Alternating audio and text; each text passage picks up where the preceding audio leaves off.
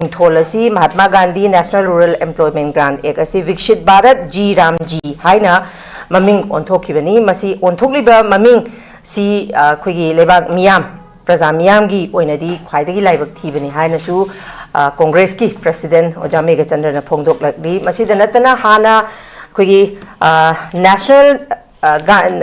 खुगी Mahatma Gandhi national rural employment guarantee act असी नुमित चामा लेरंबदगी हौजिक ओंथोरिबिसिग मतुंगिना नुमित चामगा कुनगा मंगानी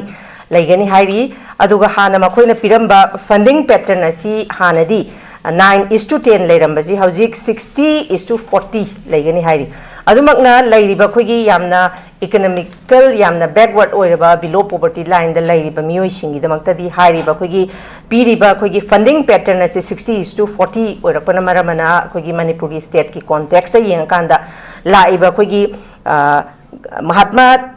महात्मा Gandhi national rural development guarantee act असी ममिंग ओंथोकपा असिना अखोगी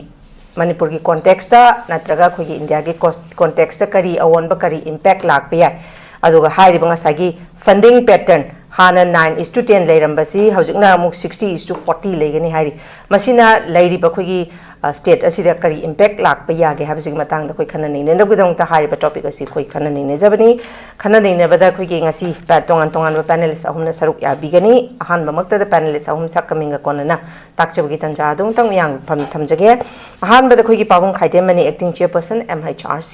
अखोई पाबुंग तराम नोक्चरी अनिसुबदा खोगी पाबुंग ओ नबकिशोर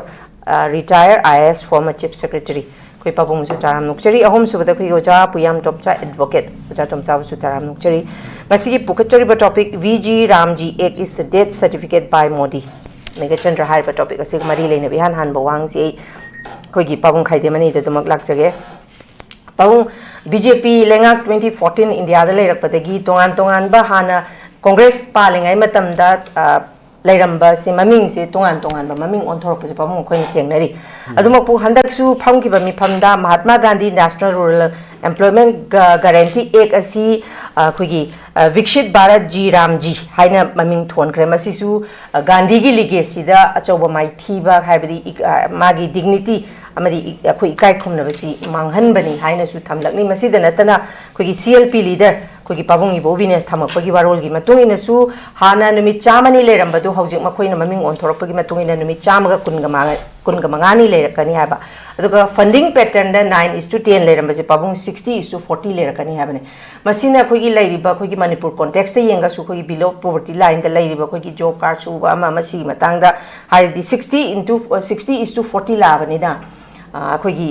इकोनॉमिकल यामना अखोगी साउंड ओइदबा असुंबा कनोसिददी अदुकिमतिक मसी अवाबा मखो ओइरकनी हाइदना पाबुंगी बोबिनेसु थंबिरी सिगी मतंगदा पाबुंगी ओइबा पॉइंट ऑफ व्यू दि पाबुंग करी कमाइनी येंबे कमाइन थंबे पाबुंगी यंतंग थंबे हम फजे अखोगी BJP की नरेंद्र मोदी जी ना मको ओइबा प्राइम मिनिस्टर ओइदना 2014 दगी हजिक फावदा से 33 द सुजला असिदा अनौबा खाली मरुना ममिंग होंबसे होंब दरकार सु लेबे याय मनदी ब्रिटिश की कॉलोनियल की मागे मरोन मरी असि लौथोकना बबुदी तौबनी अमरोमदा कॉलोनियल एटीट्यूड अदो लाथोकना बसुम अदाइदा इंडिया सिदी तोंगान तोंगान बा जाति तोंगान तोंगान बा लोन ngang तोंगान बा मागे ट्राइब लेबा अदे कम्युनिटी लेबा अदगी ख्वाइदगी मिसिंग यामबा चाइना ओरमदगी इंडिया नु हिंगा खरबा यामना मखन मथेन सुरबा अदुगुंबा खुनाई अदुगुंबा लेपाक अमा ओइबा करोड़ चामगा निफु खरे हलमनी चाम निफु मंगा लेबा लेपाक नाबा अदुना हेक होंबगा मोदी ने हेक पाइबगा प्लानिंग कमीशन हाइदना सुम लेरंबसे मसिगी सुम मथंग लाकपना माने हेक पाइबदगी दी planning commission highway Mota NITI Aayog पोतुबदी मथेबोंगदुदे दुम लौबा खतंग खरा हेंदो एंजनतना नीति आयोग हाइदना अमुक लाए अदुदगी खरा अमुक लेरगा मथंग वनबना चया मानी ममांगदगी IPC CRPC अदुगा evidence act achisu English ki lol ne dana ayin du di moi de yadum laurim ne ko khajiktam macham su khara hapin ba natana adu so amuka BNSS adagi Bharatiya Saksha Sangita masigi chinpa ponaba maming chi khangnaba honabada atei misam to ne ukil oriba sanar advocate oriba criminal ki tawriba mayam se masi maming chi khangbona hoje ukilam de ta hangwa chana wala thu na hayona pak yaro criminal lawyer khara natana masi maming chi chaw masi chinpa ponaba nabada chai amani changi tawri 24 25 24 dagira chana khare 23 dagi Hariba asisho maming hongdo e adudigi chum lakpana amu kamdore marag aduda Prime Minister ki office ai khangbu khangde ni Hindi ki heartland orakpa Lucknow da LLB pass orimni diploma in taxation chu yaurimni adu Hindi na mangmange dana leihidraba mamange da minister oramba marangthe Meghachandra na phagito lakne ribni Lucknow ki chhatra ma sibi ki matangda kona chaluda apna de Hindi da mangmange ya Hindi da wakan khale na nung chi ando leihidre ne wajadu na te da haibedi Hindi ke yam adjust obu khotpa tinam basu mayang Hindi ke chhatra sing aktu chu tinaba aduma na leramba Hindi si yam na khangjaramba yam na Hindi da mangmangjaramba ai se chung kuirabani na ai bo Hindi se yang kanna thuna ngang ba ngamdre ba khangdaba yam yaure ba aduna ko na bo ba atra khangaroi da ba mong aduda Prime Minister office to kanoma haire aluga hoi governor di ding singi lok bhavan haiba Raj Bhavan Lok Bhavan ko adu yare Raj Bhavan chu Hindi ni Hindi duda lok on thok na adu baude appreciate tawi Raj Bhavan do Lok Bhavan arubanate adu dege kano lambi chapam kano gido India ke teki kalai no yawu phok jam singarabani Prime Minister office singara matang tawna office ki che chang thadok thajin tawbse ache du Hindi da tawgadabani haraktana university su ka su tawne da chhatra singna kare MPP ki yut pranara natra topo organization MPP yut pranani ado moina si Hindi da compulsory yaro en tawde kothal en haire chumme under the Constitution of India official language is part 17 the Auric chapter 1 da official language of the Union machi Hindi ni Devanagari de iba adubu Hindi da to na adapt or the maro in south kumba north east kumba Hindi da kholoi da ba nan Hindi speaking state maya mama lebanina mado constitution chema bachana rabagi matung da chai taramanga di English da chana yini haidana Roma Kanoda close to that 343 close to the Yauri. Adudige Mohandoktana, Kadasangtana, as and when required or everybody Hindi na Loni Chimbangam Dragadi, Matamkara, Azumyaba Kotpa, Heimlere, Adudige policy, the 3 language formula, Adudi constitution ganate, Mamangi policy da English, Hindi, regional language. Masi quite a little Tamil Nadu South ni, Tamil Nadu Kerala, Andhra Pradesh. Aduga Ataiti Pudusari. Lariba South Ki Nakan Karnataka Sina Chingba Mayam Sina Hindi imposed oversea Yadeva. Ada Moidi regional political force to Kanbanina.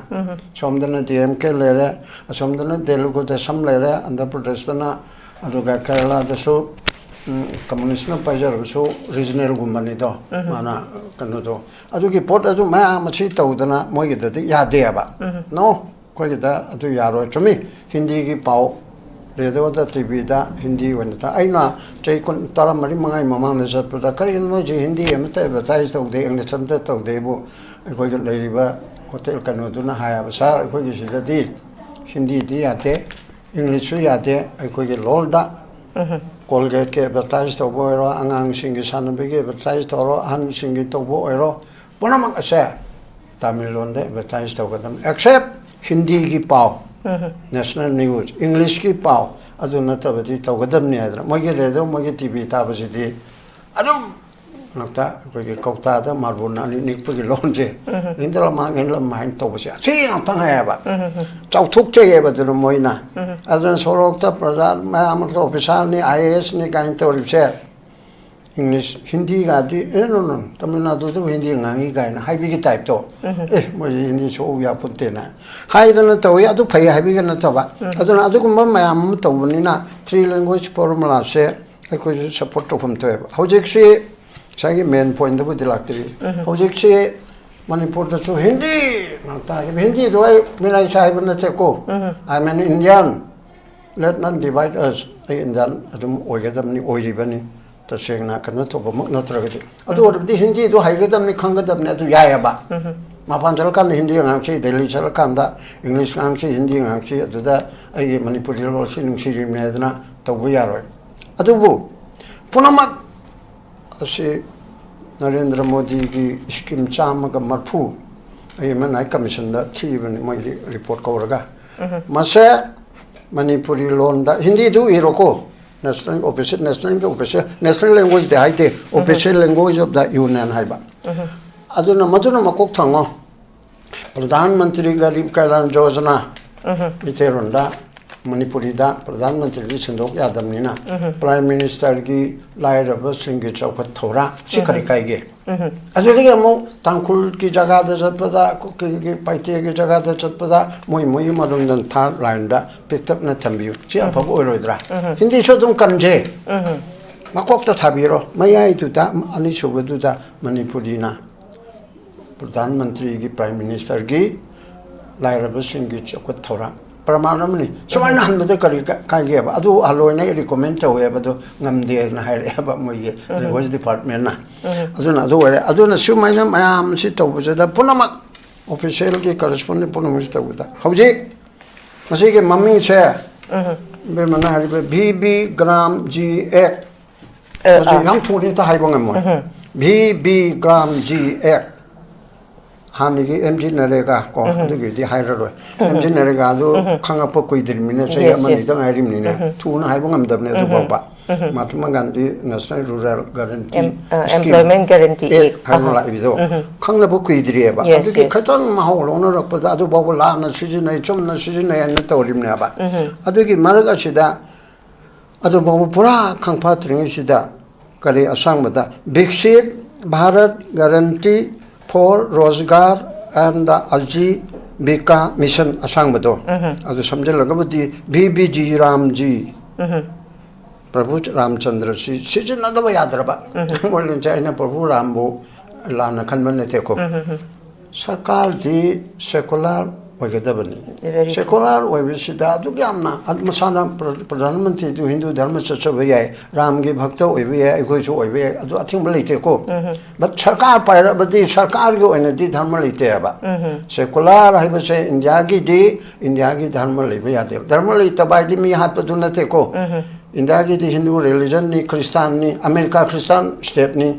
adigi Britain da mix up tore adigi adunam United Arab Republic Machine Islam ni sumaina lady sumaina India Hindu state ni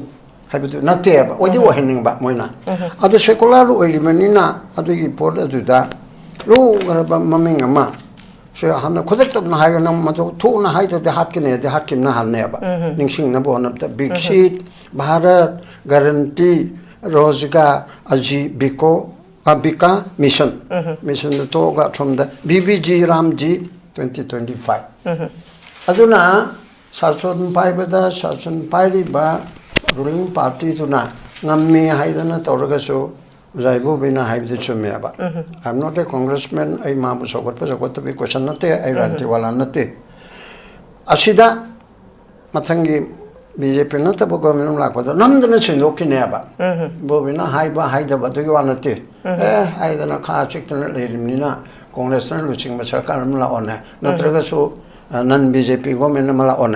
adu chindok kine chindok badu aruba na te adu kalikanani laman khomna dana khona dana adu hana ge se adum channa se hari so Gandhi bu ilai na tobi bati mali dana Mahatma Gandhi ro leipa ka chi ning tama purakpa singi manung da number 1 2 de yaurimni ukin mayam ge marakta ning tamba tan bada ukin na ayam bane ko 70-80% se ukin ngakta ba Congress ki aduga communist ki or tongan bo dor lei besingge Gandhi LLB aduna lead toraga barit lo mayam ma yaw ba LLM, LLB, Mam, Wakanagi, Rajendra Prasad, Jawaharlal Nehru, Patel, the Patil, Gokhale, Adu Ada, why Namachi Ukilgi, Kana Tado Oga, Nintam, Lauribina. Asigumba, yes, Bachandra Bosna, Tate, Erada, my Erada, percentage though. Nintamatan, Mishar to the Loin Legani, Mapung de Gandinam. Asugumba, Mishak Asibu, Moige Kambu, Ne Haiba, Haidaba. Naturam Gochen hat kare, Naturam Goche to the BJP na, Maru na RSS na Haitare, Laidona Latli, my Matata, to Togo, Yade, Chichu Chigre. Adugumba Gandhi, Hatpanopadu, Yokalibana. Aduna Gandhi, si Loto Aga Moina, my Maminda to Lotoga, Ram Tahanbada, Prabhu Ramchandra Mangtu Ivanina. Asida BBG Ram, Ram G, Ram G, Krishna G, Haibel G, Yahalam Neba, BBG, Ram G. Haidana, Maming Oleba. Adegi, Maming on the door, Noaita, Bamana Matu Tamnaba, Chay Anima, Humama. They Manga was some way either. Ade matang the government la de sin given a height, country that sin given a hundred. Other Shigi, Labor Sidang, Sahadi to Wana. Nimi Chamani, the Sam Kunmanga, Angela. Yes, Sam Kumanga, though, Lyra Singi, Tawak Pang the Singi, Sama Kakta Suba, Pangway Pang the way to the Sam Kunmanga. Yes, Hanging with the Pazadra. Adukadore Government of Manipur Putoi Chicano, Hana Chamada. There, Santana 90. Yes. Other Monto Virazupe, Adumo, the Khan Hantaraga, 40% Pita Avistan. Lining Hidroba, a Lyra Hanaba, Upali Taraba, Hana Sonabegi, Park Economic Development, Park Toba, Namkiri Neba, Adela, Santana 60, Toraga 40.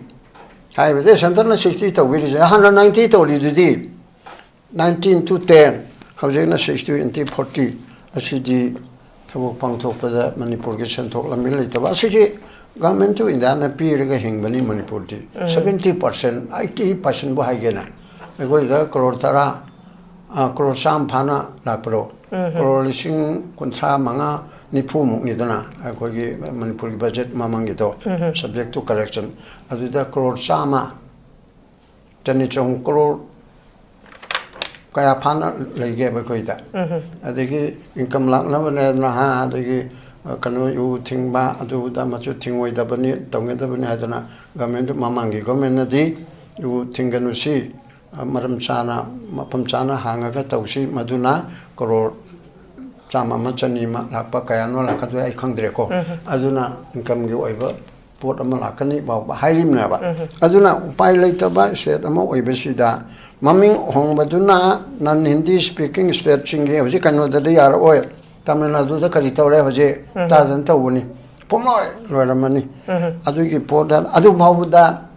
Indagi upon Begato, Cunning Bagita Mukta, BNSS, Aduga Kanosi. CHAIRPERSON home Basa, Tamil Nadu, Yarim, Andhra Pradesh, Yarim, Andhra Pradesh, Karnataka, Chief Justice Samuel Ma, CHAIRPC, evidence, Aduga, IPC, height and all of the higher, Kanana, height and Rossi, Mumming Hongdokre, the mumming to high number, but why even Judge Makok of the Boba. And the Sigi problem, and the Saman Hidora. Aduna, Masi, Hosiki, Lady Besida, I couldn't send no higher of the Aponte, I quite Machi Pamde. Masi BJP na aina paring ida tohora ge na pangthok thokba mali koiroi mogi loiba amadi lakani dana sai bobina haido ai madu yaninge ba sai chamdi paloi dana mathang ki thamam chu palen khalo mathang dadi manga rak subdi ki chu paloi dana mari rak subdi ki chu pore dana adana masi ki poda che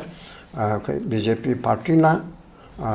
double engine gi Delhi engine na khalan ningi ai chuma ham thamjage. Okay. Tagachari Babung. Makhat Tazaboina, Quiggy, Babung Nabakishore Laxage. Babung Nakalamarom, BJP, Quiggy Tongan Tongan, Maming Hongdoropa. The Makozik Manipura, Apoyatum Ying Bay, Quiggy, Tangal Bazargi, MG Avenue Road, Adum Lady, the Tongan Tongan, Bapritivigi, a power Malengi, Tongan Tongan Balam Sing, the Quiggy Gandhi, Maming, Tauraga Labor, UK, the South Africa, the USA, the Lady, Babung, Kupabung Kaidem in a Saipan give the high Bamakoina Maming Honga Easing a Sagi to remove British colonialism si remove to nabagi the makta oibasu yai habagi warolamadi koi papung khaide mani na thambiri ba sigi matang sida BJP na hariba papung na thambiri ba British ki colonialism masi remove to nabadi ki oibe yai hari siga ngasagi national party ngasagi congress ka BJP ki si adum laire adu betargadi ngasagi Meghachandra na su phongdokpada Gandhi gi papung na su thambiri miyam na su khangi father of nation haira khangnari ni mage chauba British ki makota ko independence phangpa mage chauba responsibility se hoji khangnadana lairi baneba adu betargadi masigi impact si kari kamaine lakpa yai sigi matangdadi papung gi ba moche kari kamaine thambiri ha bada kanogi khoge scheme gi maming hongdorokpase ma sim tong han khane gi ngasai gi idea bill gi structure natraga ate do tungko laga lakshari boko ada Mahatma Gandhi se jiki koi myam loi khangna re koi gi India gi freedom movement da khwai de maru oiba leader amani koi tamon sai bi gre ko number 1 or 2 pithribi puna makna ma se respect to ba ma gi wakalon especially ma gi non violence ki approach ko ahimsa gi si approach se kari yani pithribi gi South Africa gi freedom ye apartheid collusion be matang su Nelson Mandela hoina phawwa adum tamjari bane hariba America gi civil rights ki movement da lermi Martin Luther King Jr phawsi khoi Mahatma Gandhi gi ideology haitare ko maruina ekhoi gi peaceful loiba protest adigi non cooperation having sing ba mai gi leiriba kaino khara haidi lambi khara leiri hariba masi pitri punamang na thagan naribani pitri punamang acknowledge tawribani aduna India da su acknowledge taw bom thoi ada amaramda Mahatma Gandhi je Indian National Congress ka associate tawba haidi freedom movement si 1885 to congress se linkatna लिंखतपदे के मरु है India की freedom movement जरा सोबो role लौगरी सिदी Congress party नि हेरिबा मतम जो BJP होय पोक्तरी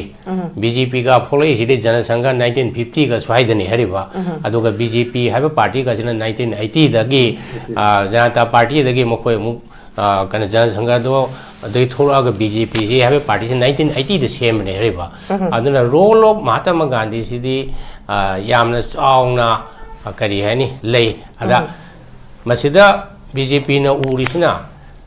महात्मा गांधी से कांग्रेस के लीडर नी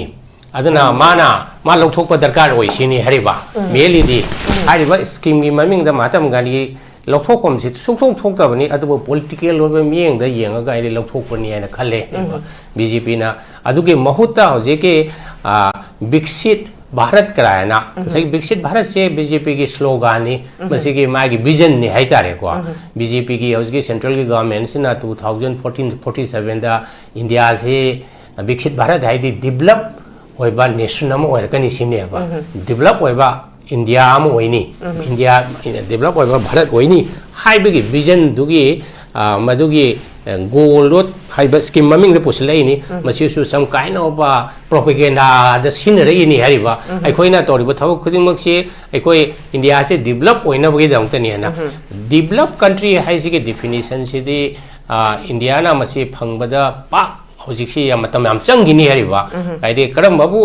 करम इकोनॉमी बु करम नेशन बु विकसित भारत होइगदागे हाइसिदा सम क्राइटेरिया खरा लेरी हरिबा 2047 दा ओइनी ना हाइना pandam thambagi wani pandam thambak su kaide ada masigi si slogan se sinarga praja mayam da ekoi di chokhatpagi thabuk togi haibagi propaganda gi adugumba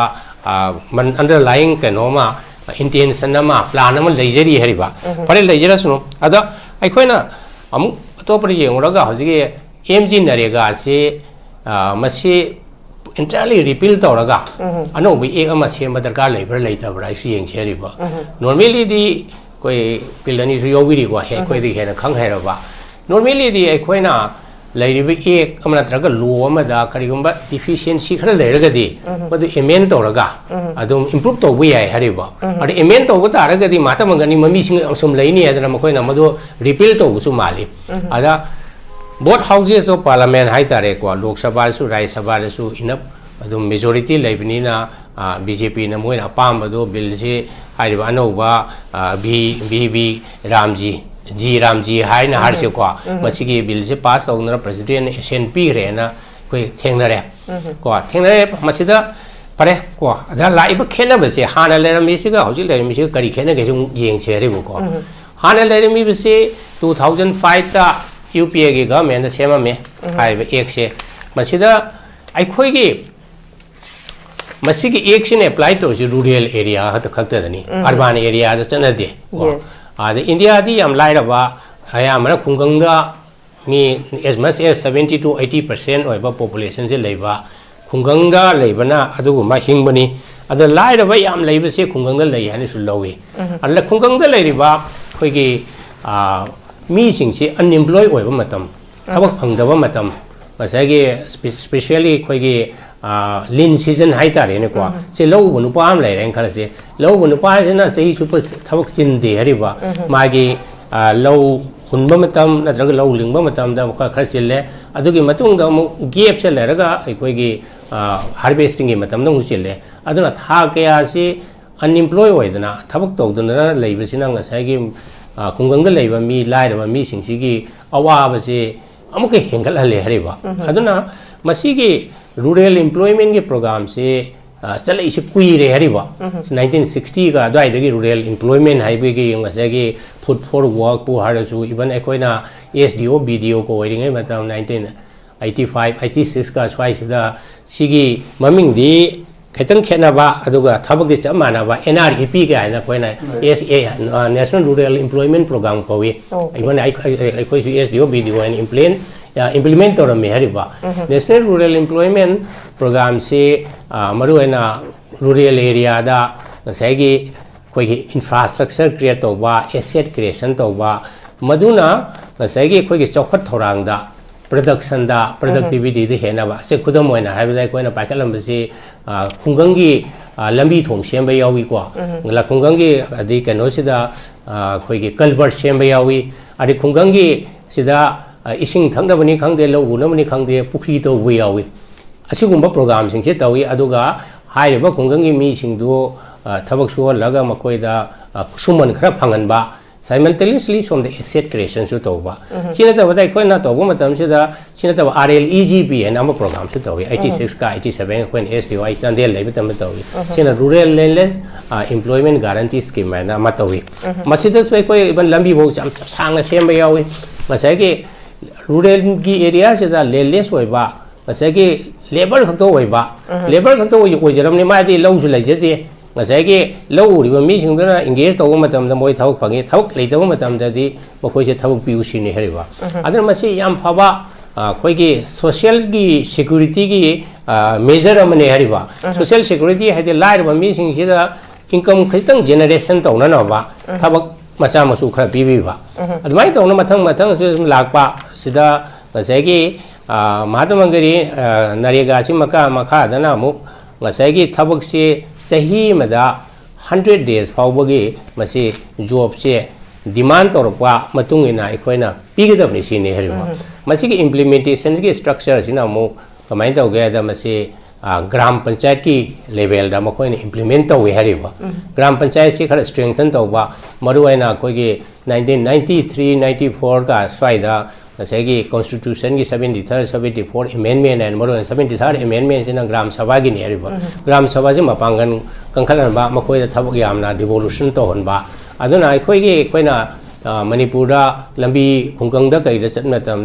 ग्राम सभा की मीसिंग थोगा अदगी पंचायत सेक्रेटरी का यावरगा ngasai kenosidda MG नरेगा की थबक सुबुसी अखोई उइदनको मसी याम कानाबा मणिपुर इवन 100 days मक योगदरगसु सम 20 days दोजु 30 days रोसु हजिसे सुनिंगाय चनिंगाय लेतब मतम सेदा सिगुम थबक से इमुंग अमगे मी से थोगा मसी सुदना थामदा रुपा खरद होइसु मागे बैंक अकाउंट चंगे हरेबा सिर इंप्रूवमेंट लाइबन मसिगे कनो तो मतम जिरा इंप्लीमेंटेशन से कोइन उ मतम दा मसे केनो वे से होजि डायरेक्ट बेनिफिट ट्रांसफर तौरे आधार लिंक तौबा बैंक अकाउंट अन मसा मसा की बैंक अकाउंट से दा ऑफिस न सुम कापी रे हरिबो को अदे अतु दुना तबते ते इंप्रूवमेंट लै थबक तो मतम जे सु थंगै सिंग सुरी है सिगे मोय फोटो नमगनी अदे की जियो टैगिंग तौगनी सुमाय तौबा इंप्रूवमेंट टेक्नोलॉजी सिनदना यामना फरको मतम नि हरिबा अदे 100 days की कैनोनी अदे हौजिक अलाइव अनो एक सेदना 125 days पीनी है दी हारे अदे 125 days जी हेंगल इमनी अदे हेंगल पसी फबदी फाई असाई 125 अदो मोयना कैनोमा आइदी कैनोमा कंडीशन अमरी थमी मखोय हाइना कोई लौसिंग कन उमतम से कोई कोई ला थानी मुकी पेरो से मसिदी सिगी हारिबा स्कीम से इंप्लीमेंट तौरोय हारिबा करीना हाइबदा लेबर जे कोई लौ उबगी दंगता दरकार लै लौ उबदा थादगदबनी अना सोंगी कैनो सिदा सिनबा यारोयना हम हाइरिबा अंद कैनो गुसी एक सिदा मसिमा मसि लाकपदगी कनागो मलौ दी लेजदब मी लेबर दी ओइबा सिगी थबकी तौनिंग मी ददी अमुक कुदोंग चादब अमुक लाकदोरिने हेबा अदुना मयामना होजिगी कोइना न्यूज़पेपर गुम्बा करिगुम्बा पा मतमदा अनौब स्कीम सिबु क्रिटिसाइज तौरिसे करि हाइगेदा मसिदी सप्लाई ड्रिवन स्कीम नि हानगिसिना डिमांड ड्रिवन नि डिमांड ड्रिवन हेदी थबक सुजगे हारिबा मीदुना डिमांड तौबदा थबक सि पीदबा यादि हेबने हारिबा होजिगिसिना सप्लाई ड्रिवन हाइजिना कमाय तौगेदा थबक सि तौनी हाइब पोट से भारत सरकार ना वाइना लेपकदरिबा स्टेट सरकार नतबा असिगुम्बा पावर से सेंटर यामना सेंट्रलाइज तौसलपा अदि कराइदा करी सोगदगे कराइ करम मफम तौगदगे गाइसी मसे कैनो तौबा भारत सरकार ने लेपगुम्बा करिगुम खरा यावरी हेरिबा अद मरना स्टेट सरकार की पावर अदि पंचायत की दपी पावर जे खरा डाइल्यूट तौई हाइदना सु क्रिटिसाइज तौई अद अहुम सुबदा फंडिंग पैटर्न की से अखोय मणिपुर की होंगदे आनगी 90-10 सुम लै हरिबा कोन मणिपुर अमसुम कोई हिमालयन स्टेट है जम्मू कश्मीर हिमाचल प्रदेश उत्तराखंड अहुम सिगिदी अदुगा नॉर्थ ईस्ट की स्टेट की 90-10 सुम लै हरिबा अदुगा अतोप स्टेट की ददी 60-40 लाए हरिबा 90-10 और मसे अचौबा स्टेट की फाइनेंस दा ब्लो पिगदुरी हरिबा से खुदम वनारबदा नॉर्थ ईस्ट नतबा वेस्ट बंगाल हरसे को बिहार हरसे ब्रा मकोय सही मदा होजिकी एम्प्लॉयमेंट स्कीम सिदा करोड़ लिसिंग अमा थादरमे खलसे को करोड़ लिसिंग खुदम पिबे वाने को तंगे जेमरि लिसिंग 10 लिसिंग 10 पिरकदोइदि को लिसिंग अमा करी हानि सिगी एम्प्लॉयमेंट की जेनेरेशन की स्कीम से तौरें खला हाने सेंटर 900 करोड़ पीरगा स्टेट 100 करोड़ दनेबा हौजिकती 60-40 लादी सेंटर 600 स्टेट 400 अदुना यामना अचौबा स्टेट सिंगी फाइनेंस दा अंगकपा करी हानि रिसोर्स ता अदुमा डिमांड अमा लाकदुरी हरिबा अदुना स्टेट सिंगना मसी कछु पामोय काइनादा सेंटर की शेयर सिन पिक्थरा पैसा पुथोकदोबसे अदुगा स्टेट की नमु पैसा जे हाना 10% और मदगी 40% होबा अदु मरसुंबा सुंबा खरा दिल लेरी अदुना मसे ओवरऑल इन जेंगागदी मसे ममु करी हानि मसे जस्टिफाई तौरिबना स्कीम सिदा हारिना गवर्नमेंट ऑफ इंडिया ना हारिसे अखोय 2005 ता लेरंबा लाइरबा इंडिया नत्रे होजिकती इकोनॉमिक सिचुएशन सि याम फगले मरोना खुंगंगदसु फगले अदुना असमाय तौना मसिगी कैनो सिदा पैसा यामना थादबसे दरकार लेती हैबी वखलम लेरे हरिबा अखोय पॉवर्टी के लेवल से हाना 27% लेरमदि होजि 5% दा हंथै यारी नेबा मजे कयम सुंगे सुमदौगे अदुदि अखोयना येंगबददि लाइरबदि याम लेरी दना को अदुना मसिगी चैथेंग से मणिपुर दासु खरा लाकपय याय दे पैसा गे दि खरा लाक्तबसु याय को अदुगा होजिके लेरिबा भारत सरकार ना होंदोरेबा जग इम्प्लीमेंटेशन के मोडस ओपनेंडाई हाई तारेको मसे खरा होंगपनेना अखोयगे सही मदा थबक फंगबसे मसे मिट चामा हाना लेवल दुदगी हेंगलकदरा अमसुंग हंथरकदरा का हाइबसे हाइबंगमदे कयनेदा हानगे दुना गारंटी दो demand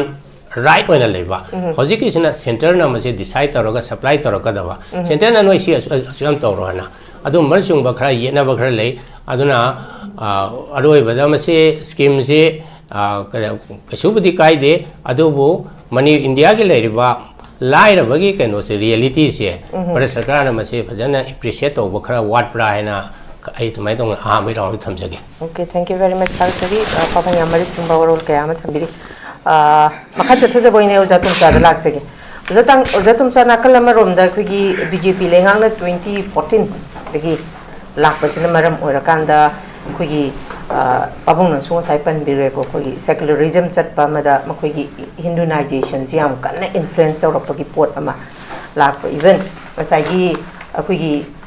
father of the nation Mahatma Gandhi si Congress ki leader ni haiba gi kano du da masai gi political influence madu Mahatma Gandhi gi maming si madu maina lokthok pasu oigani haiba gi waro su thambiri masida uza tomcha da ina lak chani si masai gi vikshit bharat ta yenga di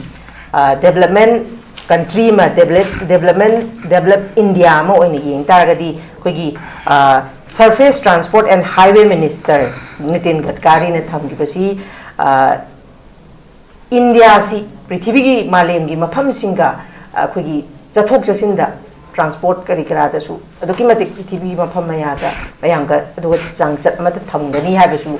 thamgi bane oza tomcha adu da natana 2014 gi BJP gi da thamgi basi makoi gi kari hai ni vote ki propaganda ha ga drama gi manifesto ha ga drama se thamgi basi jahi khuding gi every year 2 crore employment generate tawni ha ba ma mi khuding ma ki account da 15 lakhs pi gani ha basi ju thamgi bane do India gi black money apurakani hai ra kan da vote khongi basi ma su duma oza tomcha lei ko aduga Hindu Rashtra Semba Ram Mandir Sani Haibasim Hinduization Zima Yam Kanna influence or Gadumaklagi. Adubu Hojiksi Hariba scheme Zigi Mami or La Pasida Nasagi Pabuna Budi Kugi Himalayan region that Adumak Kugi 9 is to 10 Sibiti Lady Manipuri on the show Hari Dubutongan Tonganba in the Agima Pam the D 9 is to 40 lakh was in a Chauboka Nomadi Lakani Haibiriva. Aduan akoine hek hojiksi manipur gi context ong pusala kanda BJP gi lengaksi pamdre makhoi jina yamna ID pura kano oiba gi phibam ama khak laksel pasima leire even akhoi gi 2014 da akhoi gi news sing si pau sing je 2014 gi mamang da di aseng ma news oina relay tawrami hai akoine tajabada 2014 gi matung da di akhoi godi media ga lai sineba makhoi gi propaganda da makhoi gi influence one loin chatle haidana lai sineba si batang da BJP gi sumba scheme daga masagi Mahatma Gandhi je dumak leng dana lehuraga da ba sumba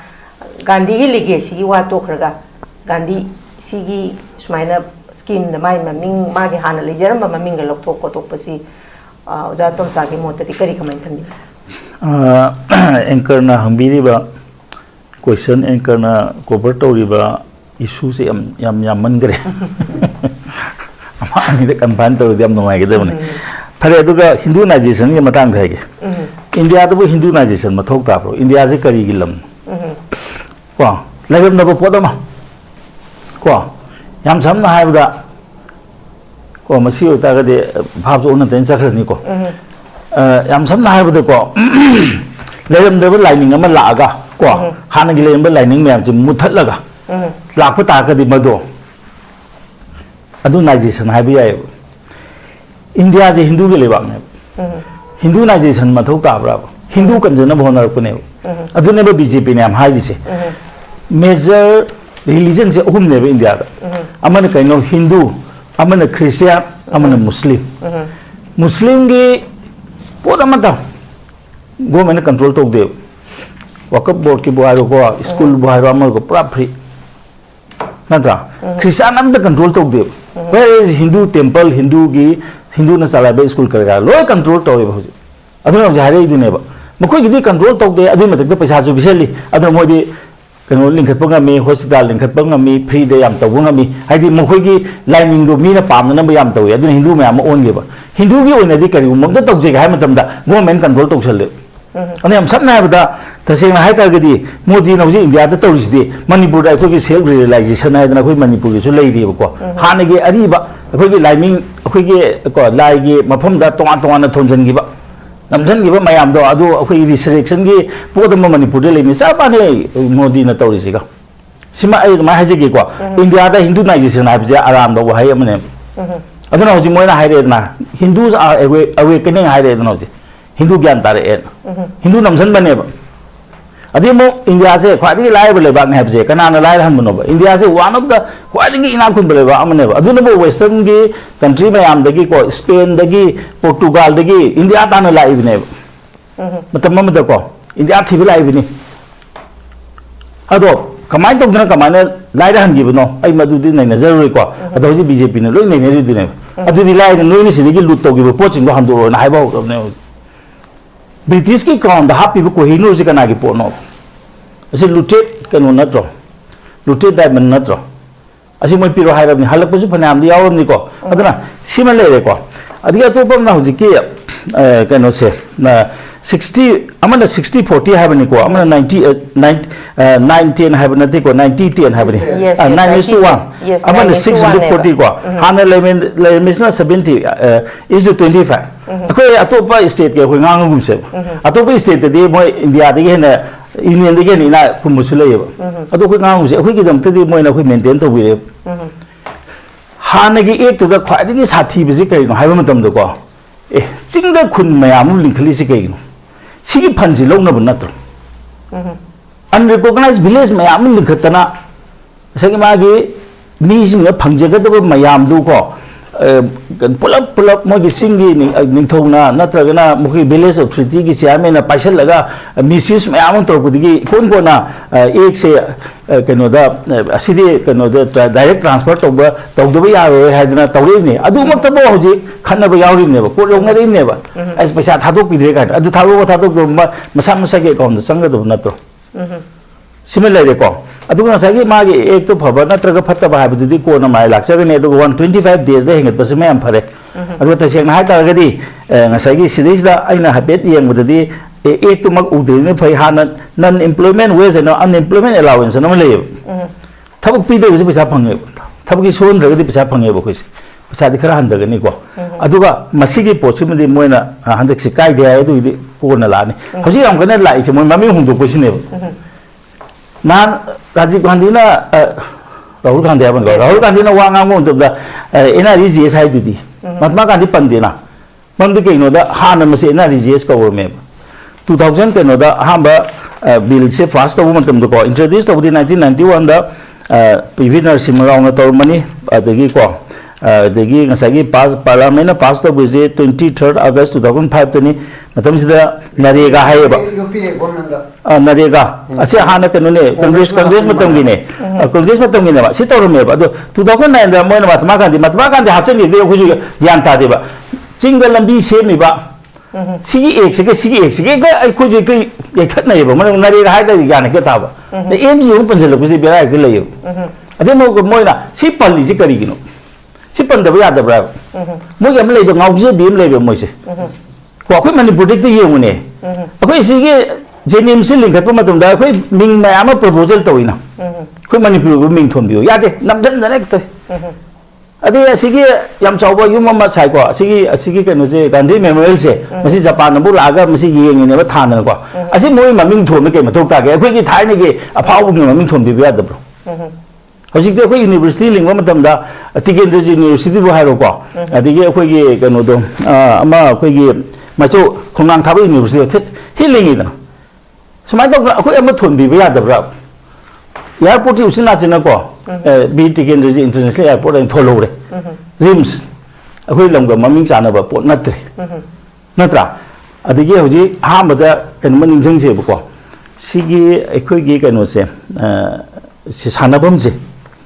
C करेबा Khuman लंपाक C main stadium हारे को मतम मदे से कमाई थोनगे थोनबने अमदु मोइगी को सागे की ममिंग थोनबने सिंगावजे येबसी अदुगा मा ओंथों नत्र ओंजिन दुदी अदुदे अखोय का हायने याव मथौ तादे अदुदि लाइना कांगला ममांगदा मोइ मूर्ति खिंजलमिद ओ जहाने हे मूर्ति खिंजलमिद नो कांगला ममांग सिग्निफिकेंस सुले लेतना मोइदा सिउ अदुदा गावजब मीने मोइ अफबा तौगेरा तौरेरा महात्मा गांधी जी मोइगी पॉलिटिक्स हानबदि सिनबा याबा मीरो तसेना दे कांग्रेस ना अमोत पर तबु मयाम जे महात्मा गांधी पल्ले देख फबरा हाबा Mahatma Gandhi ji Moina political post हम तो पीबी के दब नत्राब केम दे होन गिदे मा अदे इंडिया के निंग तंबर गिदे मासे लीडर ने केनोम तो PB रमुद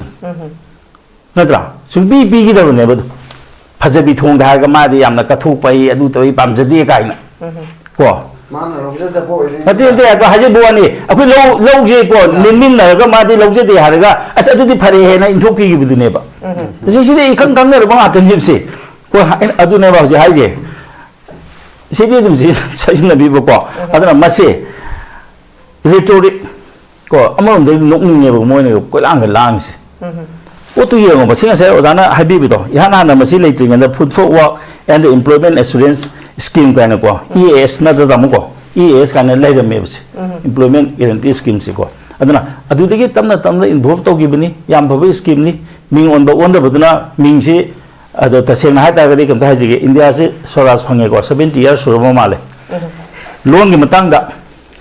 official language ka ino baza tom sama ming se hoi sai chama dagi chama ga kun manga hen galakpa numit kun manga manga ni hen galakpa sedi afaba pot di phai hai se ba sai ojana su somda haidi congress ki matang da kai khoi gi mahatma gandhi se political tools amoine sizin na badu sizin na bam thokti hai ri ba adu betar gadi as it is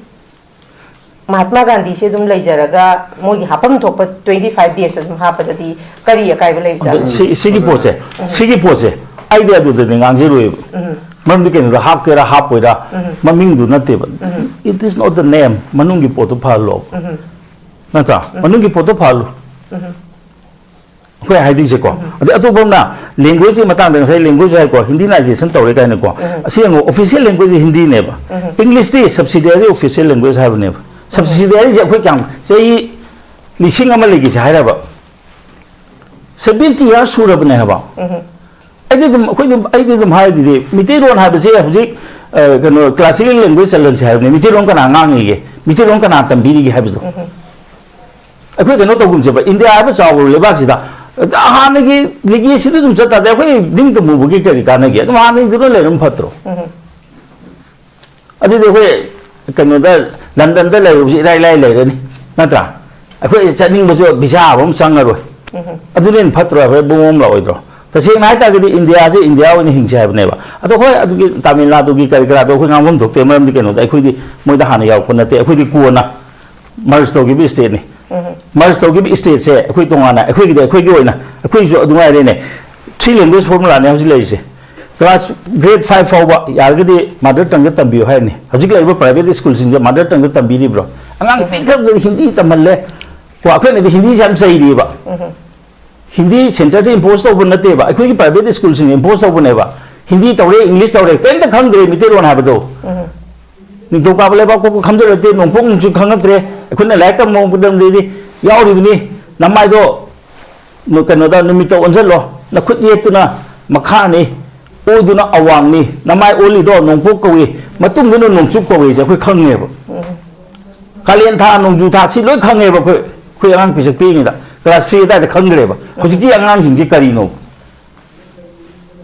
si akoi objection ga da ne ba aduna national gi tongnari bu poche khoi ni yengo matam da ko akoi nawai hai nei di Russia da satin nong chu ga sida satin khalle ai admai to dana ko BJP ogera Congress ogera ada taw sing do akoi sidadi ko hekta matung in badi phatte ba ko agu ta sing hai ta de akoi di tongana akoi gi entity amo na akoi yawak pani na adugi entity do adu yenga ga akoi Manipur da lai ba akoi di admai react to bo phai agu ta sing na hai ta gi di hekta ko akoi ji thai ne gi yawak pa do na ga hekta to ba ko adu gum ba do di taseng na adu mudi yam pamje ja thing te haji gi ne ko mayam ta di sau kan ni ko keno da moirang de lai ba keno se India gi flag yum khale me hai ji keno atam do hui ning ta min na tro India gi soli ha na ayena flag yum pham ji moirang hai ta dai di ya de ba mi le ba ne history distort taw noi na during that time we are independent country keno la ga Subhash Chandra Bose la ga phira na ma yungam me ha bi di ya ba India gi soli na te ba do that is the soil of Manipur.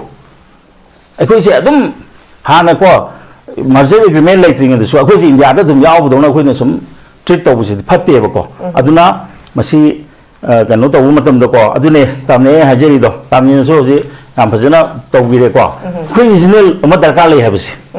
Regional boys of Mother Kali Habs, Masi labor. Regional boys like Matunga, Canona, Aquigi ko, National Parties in Equiga, Ikai Kunaga.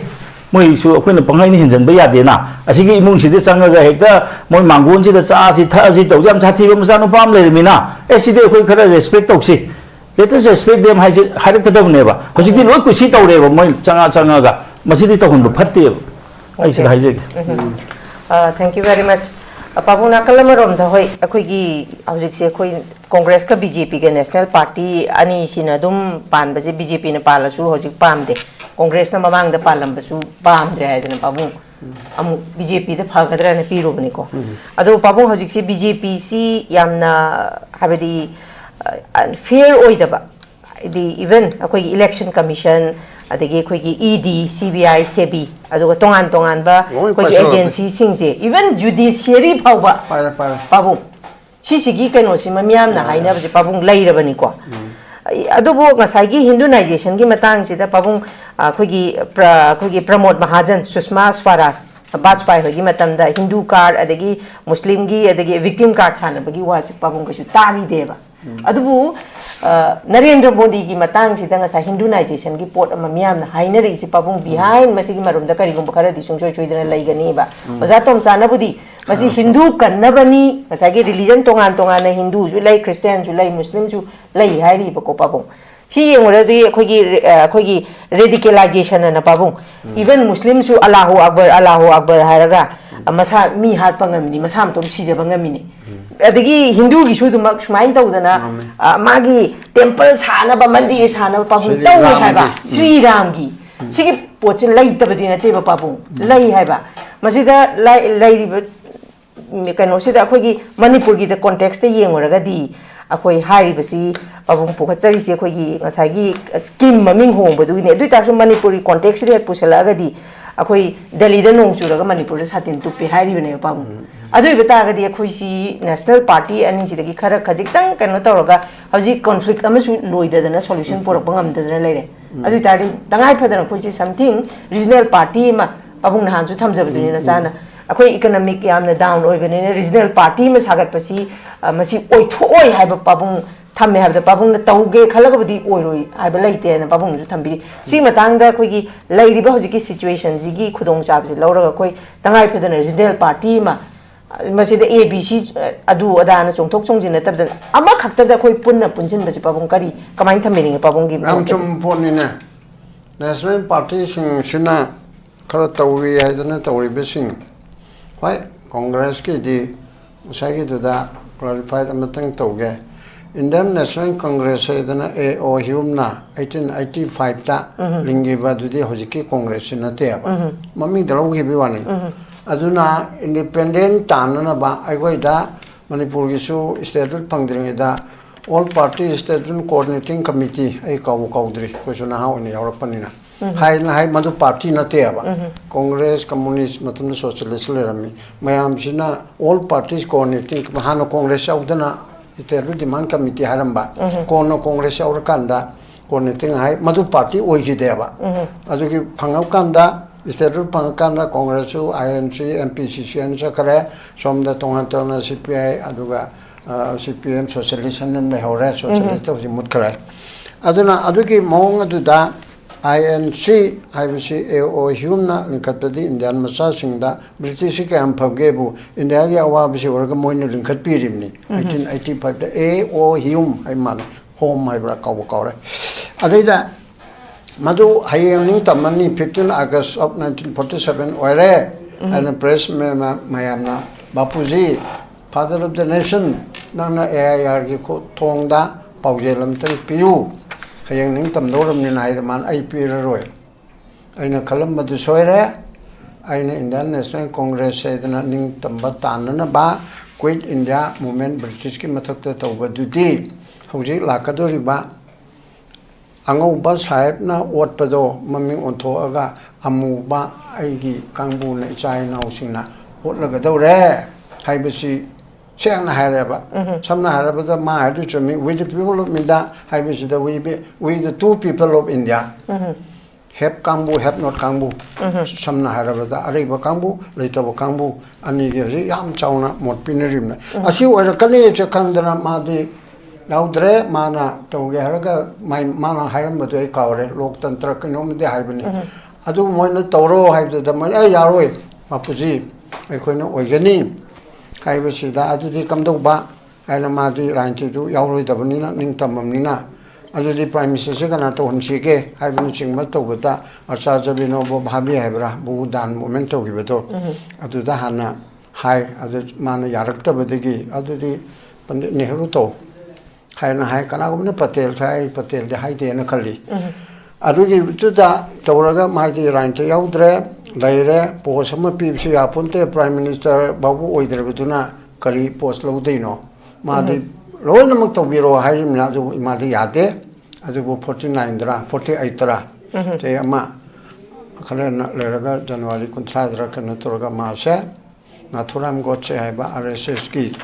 nupa adu gi wakan che na thajaba RSS ke kangbo na di shahid ni ga na hairaba asina kaptana hakal adu bo ngakpi o he ram hairamim na ba tamse aduna adugumba leiba amu oibisida adum lerga masai gandhi na thabam ta posam ta pibi de do gandhi de hairo nu seba khoi na taira bota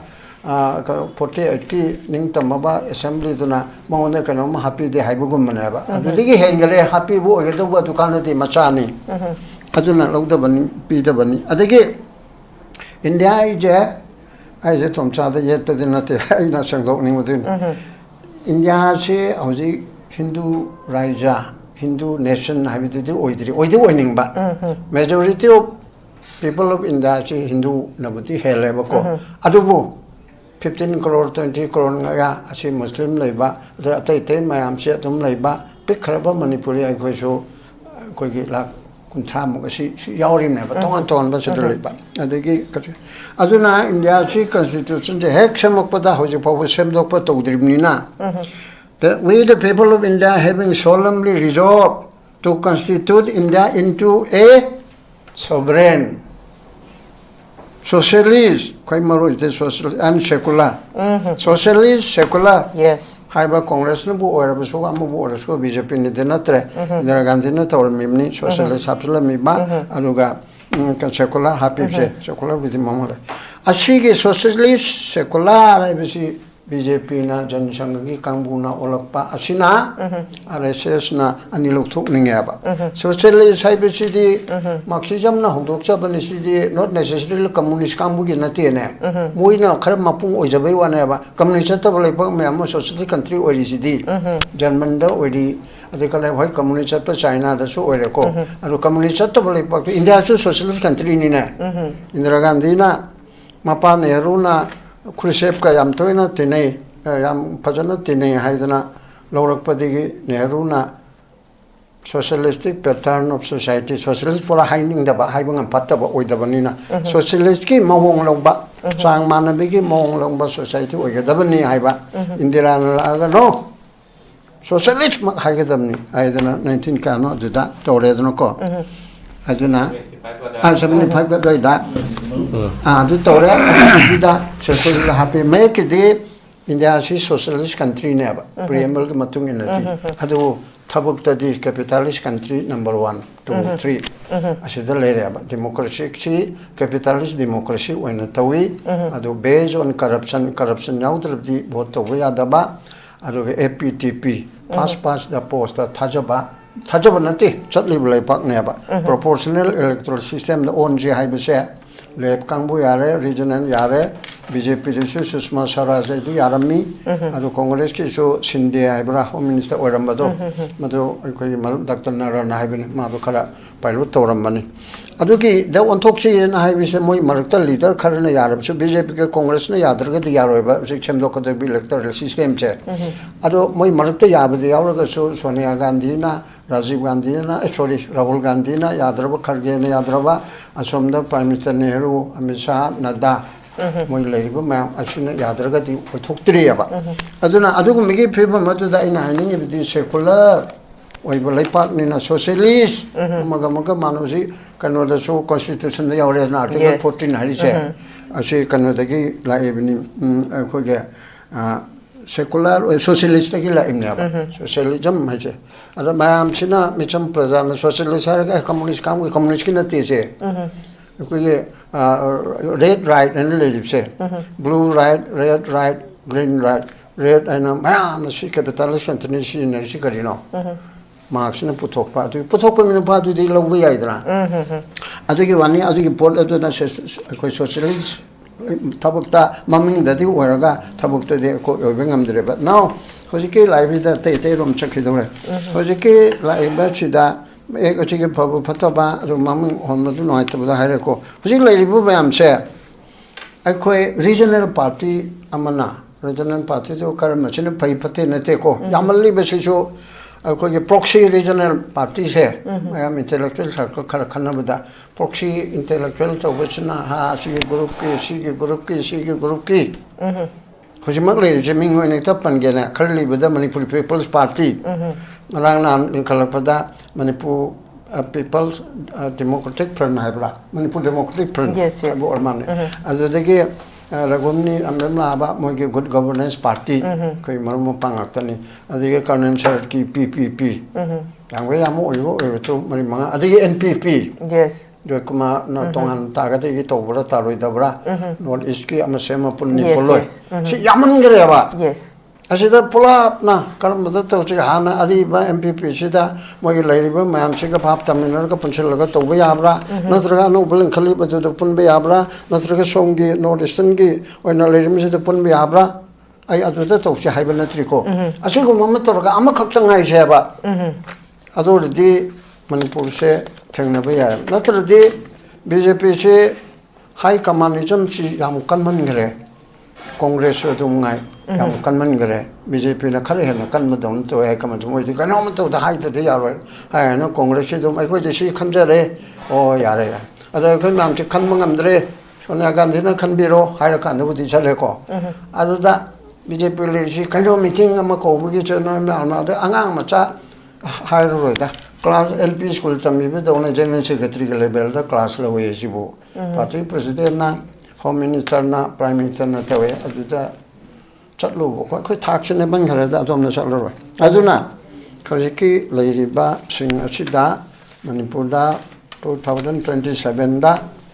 lakadori bisesh aidi choidana 27 lakan mara ga sarkar sengera semoira dissolution torabsu mayamna pangai ni se ani yate kasu yate age tha taruk toga 356 ki 5 te yauri hojik chai February tarom de loido ni kontaruki sidigi hen ba yade kali to di hai emergency lautoba India pumba natraga manipur pumba natraga machet ama emergency lauto kadaba ani subada election commissioner iwe navigation hena kangani majeche electoral officer election commissioner manipur ke vote to ya geroi chai amani se sigma pibum lere du lere haidana government india da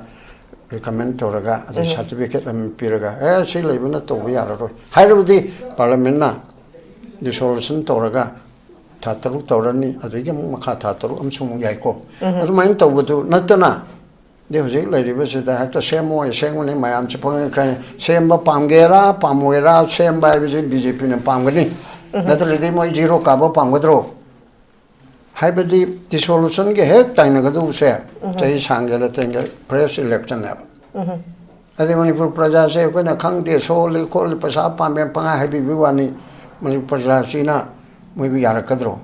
President rule dissolution ke hai tang of the press election to wadi I can guarantee you ohum babokaro. Adu to February Pogi Mamang Suda to we have Simanung to that Pagera Parera Mateta Toroga Semagadi when it Apabakara to Jaragadi. Yes, Karala. Subject to good governance Machama. I am the Sibo depend dress about the sheet of Wadamni. Na center government da khaitang wa haiba ngamba dugumba sarkar mala agati aduti yam phagane ba aduna uthai mayam da brother tomcha ge te khara haning mani yet pon ta bada adai adu jiki nange regional party tawre aduna adu tomcha ge na thagaling bamna BJP sangarpam halab so mandram suko regional ge importance me pbse I appreciate him regional party na BJP na phana phara baso Congress na phana phatra baso aduna du tawra baso regional party amati darkar lei hai bise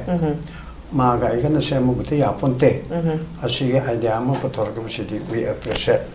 hayana matam sanghe da sidro sala Okay, thank you very much, Pabong. Ay Pabong Nabakishore dong lak sage. Pabong hauji scheme gi maming ji semdok semjin tawre. Sigi mathak ta khoi na mu yeng bi ai si Asia gi da khoi gi India gi rupee value se quite worst performing currency ma pamu oire ko hojik se trade imbalance oire slow growth GDP oire adagi weakening of economy edokimatic shole edu janatana ko gi India da economic policy si pura compromise tawgi phibam amsu pabong ko ure miyamna sigi matang da su miyamna pabong na su sai panbiba even peshada hoji akoi gi sel gi kenoda Mahatma Gandhi yaur happy basi masi ju lokthop gi phibam ma yes adusu pawung panari sigi matang lokthop loksingi waju to khrakan da khoi gi ngasai gi Asia gi manung da khwai gi rupee value se worst performing kano ma kha oirak pase pawung sina su automatic khoi gi trade imbalance or na chan hoji panjab pawung si matang ji kari kamai thamgi mother amu wam yam saw what topic of the tamong da hojge koi tamona haiba socialist ki da ekatang supplement ekatang toge I constitute hojiki koi ge rural employment gi thabak bara sarkar piri se mase socialist ki thabak to bogi badugi khudam amane ba kaina da socialist haidi kai da government na government lai da praja sing gi mating pang se socialist ki thabak ne ba se haidi suppose sida na ta ba national food security MHRC ko ching piri se sisu socialist ki thabak amane ari ba adagi chief minister gi hakchel gi tengbang ko su natra gi any kind of prime minister gi hakchel gi tengbang ko su lai ba sothra ba jatra ga soina ra ba sing gi piba scheme or su mase socialist ki singna oiba adu lebang na to ba thabak ne ari ba kudang tamong jai pangya ko na pa ba socialist democracy and lebak che ko na thengna bu se ko Scandinavian country da Norway Finland and Sweden leba umje moi je socialist yam goye ba mo khoi di ka moi su nga sagi moi praja sing si da mating yam pange hai tare ko ka sagi unemployment allowance for su government na ma gi layeng bogi or su na tra ka no gi or su education gi or ga su America da ga di si higher education ga si yam expensive hoy na ko Europe da chalu ra ga di ka su yam na fees yam de ba ar government na ma gi lai ba praja gi da mak ta Paikang le ba mating pangi ba rural employment khang de food security ki khang de am khana tawri sing se mase socialist ki pandam da tawri ini thangi sengbai di adubu no country in the world se entirely capitalist oi de no country is entirely socialist oi de even China hau se kari hani capitalist ki mong ju pam le de adaka socialist ki oina ngasai lambi semba railway ki network semba khop se China ai government loi semin ba mase socialist ki mong amane hari ba ngasai aduna mase mix economy when I am well lay haruko at the second point that in a thumbing is not coming together quite a pa kari hari parliament khang the assembly in a same say masi credit say government in the low way hariba credit say the kotamada my MG Narega say UPA government at Romani Congress and Seven Money do credit from low hariba Madu credit to low the Nova BJP government of Ski Tori issue Amani hariba Hosike I know we like big shit Barat Sigi G Ramji the say Queen Semini see Makada Quena line of work at the top P Mating Pangi has a Madu credit loan on hariba at the UPA issue credit loaded in a National Food Security Act 2013 lower Male my don't know can't over the right to information right to education UPA ki sarkar na to guni na to mai tong lowe at mai na BJP ki sarkar so mai credit loan over legislation se tong no bas mo da ni are ba han ki legislation to repeal to ga ID makhum da cover da hongba si khudam mana ba da ji IPC CPC ka tawri se manung ki content du di yap kan khena bana te ba kaitang amendment masa masu khra ha pe wane ba maming do IPC CPC evidence act to hindi do to koi wane hari ba maduna ka su khena ba dina te adu mai political waina ai koi gi matam da singma legislation ma to wi ha do maduda mai report khom ma da waina ba praja da tang na ba mai tong to bri aduga rupee ki matang si di kaino ni rupee week oi bai se kay hai ga khoi ki exchange rate of rupee and hai ko exchange rate ai se nga se rupee se ga maruina khoi ki pichibi da trade se ne dollar se dollar amaga india rupee kya ga mane sine hari bako sigi se india rupee weak oi hai se kari hai no da sigi meaning di dollar amaga india ki rupee ga मानव से हाना लेरम पतरा लेरम तो हुजी कुन ग माना रे कुंथरा ग माना रे सि खुद माना बे खोइन छात्र ग वइरिंग दा दिल्ली दा तमिंग मतम से दा डॉलर अमगा करी है इंडिया की रुपी से कोई लई कुम लई बदा लई से डॉलर दो ई एवा आदर कमाई तो कन्वर्शन तो गे लुपा तरा मा थोइ मुको कन्वर्शन तो एबा 1977 78 का स्वाइदा अदगी मु अदम ताथरकवसिना 2000 का स्वाइदा कोइना 2001 का स्वाइदा कोई फॉरेन दा लेक्टम चले फिलीपींस दा मतम दु दा डॉलर अमगा कनोगा से कोई के इंडिया की करेंसी के लुपा निफु यांखै मुको मानरे को अदे हजि की बीजेपी की सरकार 2014 से 14 लाख मतम से नरेंद्र मोदी की स्पीच दा मतम दु दा कांग्रेस की सरकार से अटैक तो से कमेंट हो गया मतम दर डॉलर की वैल्यू से डॉलर अमग इंडिया की वैल्यू इंडिया की रुपी से रुपा 60 मुको माने हरेबा अदना मतम नरेंद्र मोदी ने पॉलिटिकल स्पीच में इंडिया की करेंसी जो करे हानि अतो अतो लेबा के दे हंता दे कोई या वन मली एन हाइरे बको अद हाउसिंग ना लाइसेना मसी की फाउगी लाइसेदा इंडिया की US डॉलर अमगा इंडिया की रुपा 90 मुको माना खले अद वीक वे से गसागी इंडिया की पैसा से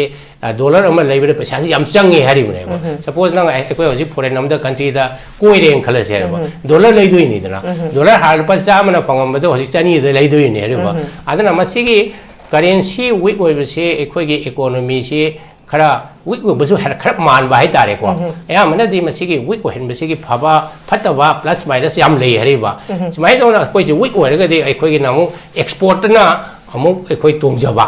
इंपोर्ट ना अमुक हेना अखोई की से अमुक करी है नि पैसा याम हेन पीताबा अदना ngasa nang ngasa hai ge but trade balance की मतंग से अखोई दी इंडिया से कोई के कोई मर्चेंडाइज ट्रेड है ट्रेड सिदा है मन मर्चेंडाइज ट्रेड है दी ngasa ge कन तो बुसी अंदर की नवंबर होगिबा था से इंडिया के मर्चेंडाइज से इन निंगसिंग बदा अखोई की डिफिसिट से याम दे अबाउट 60-70 बिलियन मुक्तनी अखोई इंपोर्ट है तो वे हरिबा कोई से इंपोर्ट सिना याम हेन तरोगा एक्सपोर्ट ना हंथबा अदु गेप लेरगा दे मजो खोइना ट्रेड डिफिसिट कवे हरिबा और ट्रेड डिफिसिट लेरी अदु मकु हाइदे अदु वो करी हानि नवंबर से ट्रेड डिफिसिट से हंथरे हाइदन कनो इंपोर्ट सो खरा हंथरकपा अदु अखोइ दे यामना करी हानि रुपी वीक वरकपसिगी अखोइदा लाको इम्पैक्ट दे कनो द खोइ थाउ हि याम इंपोर्ट तवे बा थाउ से लेमे तम डॉलर द तवे हरिबा डॉलर अमा लैमा तम हाना कनो 80 ओरमद होजि 90 ओरगदि पैसा हेन पीब ताबनिदना अदन मसीना मसीगी इम्पैक्ट अमना डॉलर अखोइगे रुपी जि वीक ओरकपसिना मरम ओइदना अखोइगे इन्फ्लेशन सु हेंगलकपगे याबै मरम सु सुम लै हरिबा अदुबो ओवरऑल ओइना अखोइना सुम पाबा नैनबदा इंडिया इकोनॉमी से होजिकी होगिबा सेकेंड क्वार्टर से 8.2% की ग्रोथ ले रहे हैं 8.2% से yang wang bani de kari hani central government su masi claim tawi si the highest in the large economies and high have India's economy is 4th lai ni aduna kara yamna growth ye dum India gi se phajari bane ba ad question di ekoi gi India lai ba growth ki figures se chumbra lanbra se masi IMF नत्रगा पृथ्वी की कनो सिंग कन तवे बा कई कई नोई कई तवे दा अखोई इंडिया की स्टैटिस्टिक्स से नो जी ग्रोथ से कनो कैलकुलेशन तो दोई निद्रा स्टैटिस्टिक्स डाटा जे अद इंटरनेशनल मॉनेटरी फंड हंदक से ग्रेडिंग सी र कनो पी रेबा थामस थाजब खरा यादब हाई तारे को अदु म खरा येना ब खरा सु लै अदु ओवरऑल पॉइंट जेंगरो गदि अखोई इंडिया की इकोनॉमी से फगली अदुगा करेंसी से होजिक 90 दे खतंग तादना इंगरा येंगदा 89.8 का मो कद माइदों ले हेरिबको मसिगी फब फतबा असम एंगल दा फबसु ले फतबसु ले को अदुगा अखोइगी ख्वाइदगी केनो तौरिसि खोइन विकसित भारत अदु अदा चौकट पाना हाई अदुगा इंडिया से दल लेरिबा माल न्यूट्रिशन की रेट से दे वन ऑफ द हाईएस्ट ने इन द वर्ल्ड हाइदि चाक चाब पुक थन चाब फंगदबा अंगांग से स्टंटेड होइबा ग्रो अंगांग की ग्रोथ फजन लेतबा अजुगुंबा नेगेटिव होइबा पोसी याम लेरी Hariba even per capita income से कोई इंडिया से $3,000 ने ko sorakwa adu manipur ge di about 3000 du yo ponte 2000 bo yo ponte ba manipur kwai di lai ra bani hari ba ada akoi india ge 3000 yo ri si kamai tong yo ri noi da adani gumba kasai ge ambani gumba makoi gi income do makoi gi income tin sil laga yen thok da ne wa gdp akoi ge par ke be da income opose gdp ru da ngai population yen ge do ni da ina ko ba khara na no ai ba do na lai ra ba khara ge pesha se income wat pa se ekoi na masi ubungam de statistics ta adu mai to dra yamna kani honing ai di leite adu india gi growth ye yamda di phai adu bo manipuri context ye ngora ga di ko manipur gi economy si di yamna phatre hariba yam phatre he ding sa gi economy se ko na dukala ma dekta hangbiyo ekoi hanu yolom do gi 50% ga ka yo di ne po se sette ba sette ji maram je kai gi no da po paisa se leina po se leina ba paisa je leite hariba leite sim maram si gida kai na da manipur gi oni unemployment area si yamna wangba senthok lambi si watpa aduna manipur gi oina di yamna critical oi ba yamna kwai di wa ba nuai ta ba adu ma matam ni haina economy gi oina dai to ma dong hain thamjage. Okay, thank you very much Sakachare elushila pada uza tumcha da laksege uza tumcha BJP na 2014 dagi palak da yan sum haina basi khoi hojik se makoi di power sum hengalakpana khoi ji crony capitalism amada laire habisima uzatum samiyam ne am hainari ko masi how far kayam chumi lali habidi laire ado hojiki adani ambani sigi hekla ko matamda prithvi thungna khoi Narendra Modi na chatli si ambani amadi adani gi thikalo ko chatle habisima babung mi ne yam toina haine sisima aduna yumlon na ba khoi country sing Pakistan, Sri Lanka, Bangladesh, Myanmar, Maldives, China, Nepal ji makhoi ga su mari si phagalak ba aduna tasing na khoi India gi diplomacy si fail oi re habisima ojatom sa yam toine haine ki kari ka man samini diplomacy habisina tongan bam ni da hamjike fail oi bo do be matang se India si India ne se hai ta gadi India ki history ne namte India ka mane hinga ke hab je khoi ne namte Manipur gi ne si hai ta gadi India ga Manipur gi khena mdiam lai ne Manipur di fundamentally ko akhoi di manabu khunai do socialist ki pattern ne ba mam di kaino da khoi je maru hai dana khoi tong na bi ni ko sa khai ne bi ai di mache tro ga mayam mateng pang ne bi kai hai dana ngasai ge khoi ning thogi matam da jaga da cheng tang go matam da haidok na ba sagi ko koi rengai kari kai ji kai thambam ne ko ne base ko ana akhoi de di yum sar su kusi da san de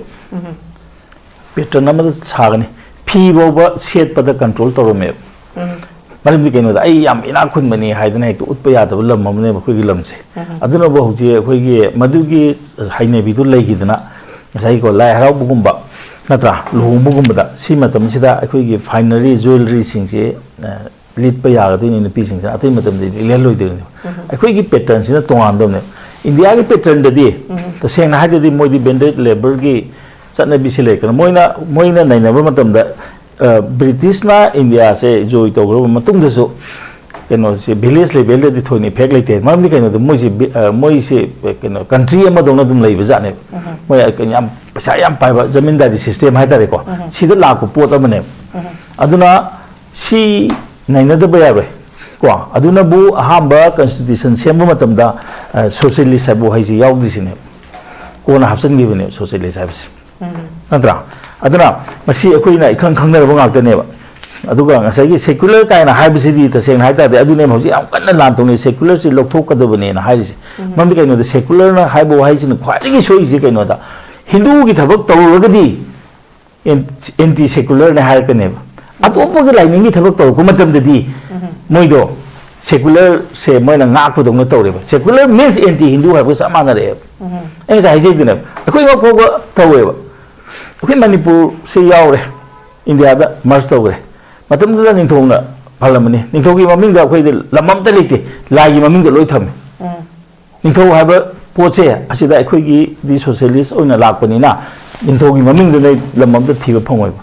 govinda ji abji ning thogi lai on khrabani ko apamai bagi matam Meghachandra matam da phana ram na oram bado Govind जी ओने ओगे गोविंद की ममिंग दा लौपरी चाम मुक्से हेन ले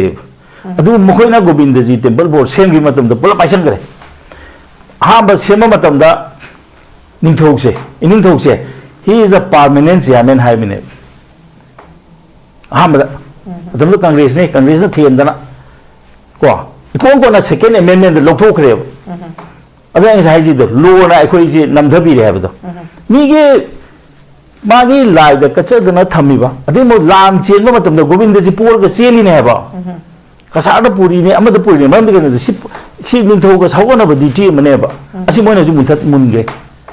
को अदना मसीगी पोत मयाम से अदना सेकुलरिज्म की मिंगा अखोई की को हिंदू की धर्म के पोसिंग से नमधरपने अदुना नसाइगी तसेंगना हाय ताबतो को मदुना मरम ओइदना हुजिक इंडिया दा याम चाउना डेमोग्राफी पॉपुलेशन डेमोग्राफी भी याम थिन चेंज तोइबा हुजिक अदुना ने बहुजिक SIR ga to khalaiba si khangna na bane ba tori je mam ni kenu da khar leiro matung da akhoi gi population ratio si kamai to duri ge aduna mo state atai di anti conversion law se ko la in ne kema dharma atopa da hong ga ta ga yam strict ko na la bi si ne aduna ne mi gi akhoi history pa ba le khange da British na kamai to dra akhoi India se kamai na thukai ge de ge na hai ba matam da ko akhoi adigi mi tharak pa yaroi population sina yambe heli aduna di masagi lebo population je masida wakal hongdo honsi haidana ngajagi ko si ong na budi si da nai na ba yadre ko ona ten chakra ne ko aduna masigi bon mayam sum la ine ba aduna hojiki si lakpa matam da tasing na BJP palakanda hoji India gi stature si hengat to prithvi da Modi na ko chali do kaino ma mission khom chali ne ba adu makta da hoji America na regime change to gi pot to ga ine ba India se akhun moina highway illoi do re na USA na prithvi gi lam atopa mayam thugai gi sidi Iraq ta sarang sala kanda natra weapon of mass destruction lairam de hairim adu de ke de moyong chemgat pi do bra natra Libya Gaddafi hatu pi rebni Gaddafi ji phaga mukhi go ina di ko Africa ji moy gi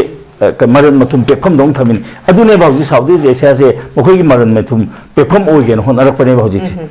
matang thaje lei si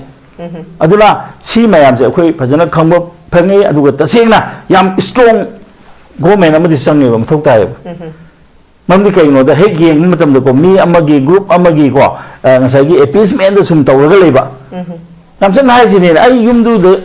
na imai pa na pok masa ne ba natra bhara da leiba man ba khara da sum yang ta ta ga di sauru oidro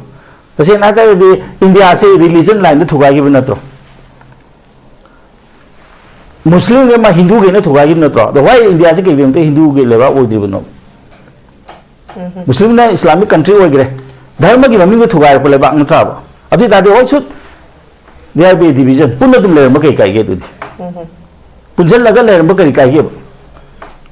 aduna partition tawise it is on the line of religion partition tawgibni tariba phone ji sungan chana da banate aduna huji majority oiba Hindu sing sina makhoi gi right che asat tawrok pane ba mamdi gena mutring en akhoi gi community manipur da major community no wari ba dosa se huji India da mainland India da Hindu sing ta arabne aduna masi matang se lebon jamda ngasai ina tam ni budi regional political party am kha hai ko amadi ya roi ani lege dam kanu gi Tamil Nadu gi model yang biu ani siga any central level party ma ga chani na draga dia roi mam de no dai khoi economic le am son bani na adubu akhoi na mado play to ya na ba na traga akhoi gi misang sema ya na ba single da disunga ya roi ba ani thamaga ani duna ada natra ada to so dune DMK ana DMK sna sanaraga ngasai ko Congress ko punni BJP ko punni adu moi state ke sa ko nam honari dune adu mo model ma akhoi de su sangne ba aduna akhoi gi ko phai natra phatte bisidi hoi compare phava natra phatta ba bi comparative term ne natra moi lon ama eta mapunji su bu pharu de bu ko silite adu ma gi policy ding muting na ko walk to bata bane ba ai ngasai sei do akhoi gi wa ma hai bi yana na ba akhoi ji khong de lepam sange ba aduga chatmin na gadu ne ba center de lei siga akhoi naik ta tonga na tauge hai ta ga di adu ngambagi shakti di hause akhoi de leite ai matu ha jai okay thank you very much no ajay ngasi ki puchari ba topic ase de tongan ba panelist humna masa ge ba warol kya ma thamiduna ꯃꯄꯨꯡ ꯐꯥꯍꯟꯕꯤꯕꯒꯤꯗꯃꯛꯇ ꯑꯩꯈꯣꯏ panelist ꯑꯍꯨꯝ ꯄꯨꯊꯥꯒꯠꯄ ꯐꯣꯡꯗꯣꯛꯆꯔꯤ ꯑꯩꯈꯣꯏ ꯄꯥꯕꯨꯡ ꯈꯥꯏꯗꯦꯝ ꯃꯅꯤꯗꯤ ꯑꯆꯤꯟꯕ ꯊꯕꯛ ꯈꯔ ꯈꯖꯤꯛꯇꯪ ꯂꯩꯕꯅ ꯈꯤꯇꯪ ꯉꯟꯅ ꯊꯣꯛꯈ꯭ꯔꯦ ꯃꯁꯤꯒꯤꯗꯃꯛꯇ ꯃꯤꯌꯥꯝꯅ ꯉꯥꯛꯄꯤꯒꯅꯤ ꯂꯣꯏꯁꯤꯜꯂꯛꯄꯗ ꯊꯝꯖꯅꯤꯡꯕꯗꯤ ꯑꯩꯈꯣꯏꯒꯤ ꯃꯇꯝꯁꯤꯅ ꯍꯥꯏꯒꯗ꯭ꯔꯥ ꯑꯩꯈꯣꯏ ꯃꯅꯤꯄꯨꯔꯒꯤ ꯍꯧꯖꯤꯛ ꯂꯩꯔꯤꯕ ꯁꯤꯆꯨꯋꯦꯁꯟꯁꯤꯅ ꯍꯥꯏꯒꯗ꯭ꯔꯥ ꯑꯩꯈꯣꯏꯒꯤ ꯒꯚꯔꯟꯃꯦꯟꯠ ꯑꯣꯐ ꯏꯟꯗꯤꯌꯥꯒꯤ ꯃꯇꯥꯡꯗ ꯈꯟꯅꯔꯒꯁꯨ ꯑꯩꯈꯣꯏꯒꯤ ꯃꯅꯤꯄꯨꯔꯒꯤ ꯀꯣꯟꯇꯦꯛꯁꯇ ꯑꯗꯨꯃꯛ ꯑꯩꯈꯣꯏꯁꯨ ꯄꯨꯁꯤꯟꯗꯕ ꯌꯥꯗꯕꯅꯤꯅ ꯍꯦꯛꯇ ꯄꯨꯁꯤꯜꯂꯤ ꯑꯗꯨꯕꯨ ꯂꯩꯔꯤꯕ ꯁꯤꯆꯨꯋꯦꯁꯟ ꯍꯧꯖꯤꯛ ꯄ꯭रिꯚꯦꯂꯤꯡ ꯁꯤꯆꯨꯋꯦꯁꯟꯗ ꯌꯦꯡꯉꯒ ꯑꯩꯈꯣꯏ ꯄꯨꯟꯅ ꯌꯨꯅꯥꯏꯠ ꯑꯣꯏꯃꯤꯟꯅꯔꯒ ꯑꯗꯨꯃꯛ ꯑꯩꯈꯣꯏ ꯔꯤꯖꯅꯦꯜ ꯄꯥꯔꯇꯤ ꯑꯩꯈꯣꯏ ꯐꯣꯝ ꯇꯧꯕ ꯑꯩꯈꯣꯏ ꯃꯁꯤ ꯌꯥꯝꯅ ꯃꯊꯧ ꯇꯥꯏ ꯍꯥꯏꯕꯅꯤ ꯑꯗꯨꯒ ꯍꯥꯏꯔꯤꯕ ꯉꯁꯤ ꯄꯨꯈꯠꯆꯔꯤꯕ ꯇꯣꯄꯤꯛꯁꯤꯒꯤ ꯃꯇꯥꯡꯗ ꯑꯩꯈꯣꯏ ꯄꯥꯕꯨꯡ ꯅꯕꯀꯤꯁꯣꯔꯅꯁꯨ ꯍꯥꯏꯕꯤꯈꯤꯕ ꯑꯩꯈꯣꯏꯒꯤ ꯍꯤꯃꯥꯂꯌꯟ ꯔꯤꯖꯟ ꯁꯤꯡꯁꯤꯗꯗꯤ ꯍꯥꯏꯔꯤꯕ ꯃꯈꯣꯏꯒꯤ ꯐꯟꯗꯤꯡ ꯄꯦꯇꯔꯟꯁꯤꯒꯤꯗꯗꯤ ꯀꯩꯁꯨ ꯊꯣꯏꯗꯣꯛꯄ ꯑꯀꯥꯏꯕ ꯂꯩꯇꯦ ꯍꯥꯏꯕꯁꯨ ꯊꯝꯕꯤꯔꯤ ꯑꯗꯨꯕꯨ ꯑꯇꯣꯞ ꯑꯇꯣꯞꯄ ꯏꯟꯗꯤꯌꯥꯒꯤ ꯃꯅꯨꯡꯗ ꯂꯩꯔꯤꯕ ꯁ꯭ꯇꯦꯠꯁꯤꯡꯁꯤꯒꯤꯗꯤ ꯃꯁꯤꯒꯤ ꯃꯇꯥꯡꯁꯤꯗꯗꯤ ꯑꯗꯨꯃꯛ ꯃꯈꯣꯏꯒꯤ ꯀꯟꯁꯔꯟ ꯑꯣꯏꯕꯗꯨꯅ ꯑꯗꯨꯃꯛ ꯌꯦꯡꯕ ꯇꯥꯕꯅꯤ ꯉꯁꯤꯒꯤꯗꯃꯛꯇꯗꯤ ꯑꯩꯈꯣꯏ ꯃꯤꯠꯌꯦꯡ ꯇꯥꯕꯤꯔꯣ ꯈ꯭ꯋꯥꯏ ꯄꯨꯝꯅꯃꯛꯀꯤ ꯃꯐꯝꯗꯒꯤ ꯀꯥꯏꯅꯅꯕ ꯌꯥꯊꯪ ꯅꯤꯖꯔꯤ till then take care stay safe and good night ꯔꯤꯌꯥꯗꯀꯤ ꯄ꯭ꯔꯥꯏꯚꯦꯠ ꯍꯣꯁꯄꯤꯇꯥꯜꯒꯤ ꯅꯔꯁꯀꯤ ꯑꯍꯥꯡꯕ ꯐꯝꯁꯤꯡ ꯀꯧꯔꯤ ꯑꯍꯥꯟꯕ ꯔꯥꯎꯟꯒꯤ ꯏꯟꯇꯔꯚ꯭ꯌꯨ ꯅꯣꯚꯦꯝꯕꯔꯒꯤ ꯇꯥꯡ 4ꯗ ꯄꯥꯡꯊꯣꯛꯆꯒꯅꯤ ꯌꯥꯝꯗ꯭ꯔꯕꯗ ꯆꯍꯤ ꯑꯃ ꯑꯦꯛꯁꯄꯤꯔꯤꯌꯦꯟꯁ ꯂꯩꯕ ꯑꯣꯏꯒꯗꯕꯅꯤ ꯑꯦꯛꯁꯄꯤꯔꯤꯌꯦꯟꯁ ꯂꯩꯇꯕ ꯃꯤꯑꯣꯏꯁꯤꯡꯒꯤ ꯑꯣꯏꯅꯗꯤ ꯔꯤꯁꯦꯟꯠꯂꯤ ꯋꯥꯔꯛ ꯇꯧꯕ ꯍꯧꯖꯤꯛ ꯊꯕꯛ ꯇꯧꯕ ꯃꯤꯑꯣꯏꯁꯤꯡꯅ ꯑꯦꯄ꯭ꯂꯥꯏ ꯇꯧꯕ ꯌꯥꯒꯅꯤ ꯑꯦꯀꯣꯃꯣꯗꯦꯁꯟ ꯑꯃꯁꯨꯡ ꯇ꯭ꯔꯥꯟꯁꯄꯣꯔꯇꯦꯁꯟ ꯈꯨꯗꯤꯡꯃꯛ ꯐ꯭ꯔꯤ ꯑꯣꯏꯖꯒꯅꯤ ꯃꯍꯩꯒꯤ ꯊꯥꯛꯅ ꯕꯤꯑꯦꯁꯁꯤ ꯅꯔꯁꯤꯡ ꯂꯣꯏꯕ ꯅꯠꯇ꯭ꯔꯒꯅ post basic BSc nursing JNM नत्रगना डिप्लोमा इन नर्सिंग लोइबा ओइगदबनी थागी ओइबा सैलरी लिसिंग मौद्रादगिना लाख अमका लिसिंग कुन फावा ओइगनी अकुपा मरोल की दमक 9366230077 नत्रगना 7005273217 दा कांटेक्ट तौबिरउ नत्रगना अखोगी office sparkle educational service north east window TV building हता न्यू चेकोन रोड लेंसिनबिरउ हक्चांग फन थंगे हायरबदी इरमद मसिमक्तद लैबा ख्वाइदगी फरब हॉस्पिटल सिंगी मनुंग अमा ओइबा बबिना हॉस्पिटल लैजरी मफम असिदा थाजब यारबा अमदी सेल यामना चंगना स्पेशलिटी कुनहेनबदा अना लायेंबगी खुदोंचाबा पिजरी पेडियाट्रिक्स कार्डियोलॉजी कॉस्मेटिक सर्जरी अमदी स्पेशलिटी मखल मखा कयादा अखोइगी स्पेशलिस्ट सिंगना मरिक चुमना थवाई हक्चांग यावना लायेंजरी अदुना स्टेट वांगदा अमुक करिगी चटलुगनी अखोइगी मणिपुरदसु होजिक्ति अवांग थाकी हेल्थकेयर फंगलबदा मतम मांगन बिरगनु सेल हेन तिंगन बिरगनु अखोइगी स्पेशलिस्ट सिंगगी मालेंगी अफब थाकी लायेंग पताक युमफम ओइबा सर्विस लोबियु बबिना hospital where hope meets compassion अकुपमरोल बिदमक बबिना hospital Sajiwa jail road Khabeisoi Imphal east लेंसिंग बिरगु नत्रगा अखोइगी फोन नंबर 6909390666 ता call तौबिरगु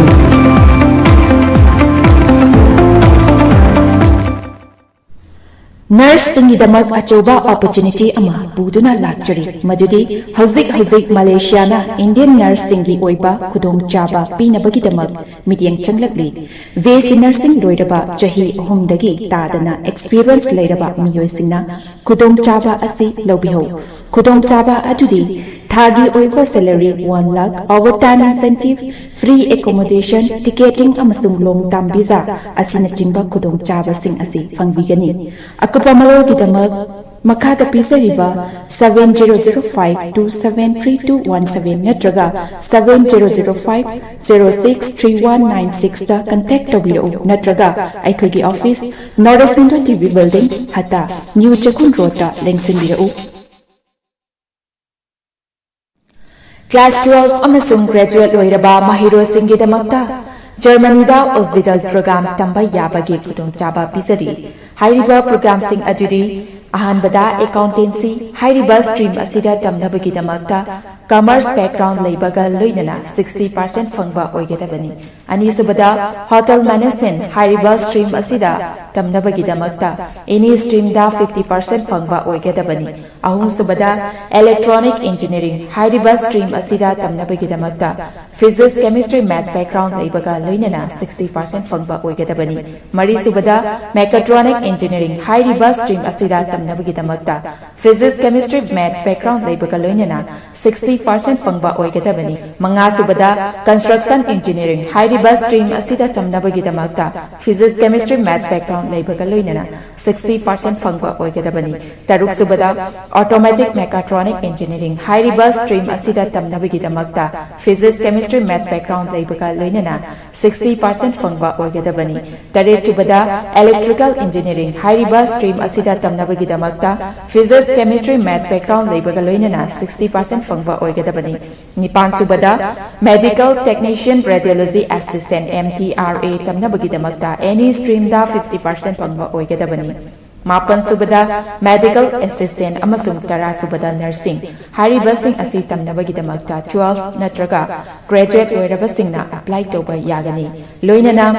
Hairiba program sing asi tamba mahiroi singna thagi oiba stipend listing hundra manga dagina 1 lakh phauba chahi ahum phangani loinana 100% job guarantee in Germany da oigani loinana 100% education loan to support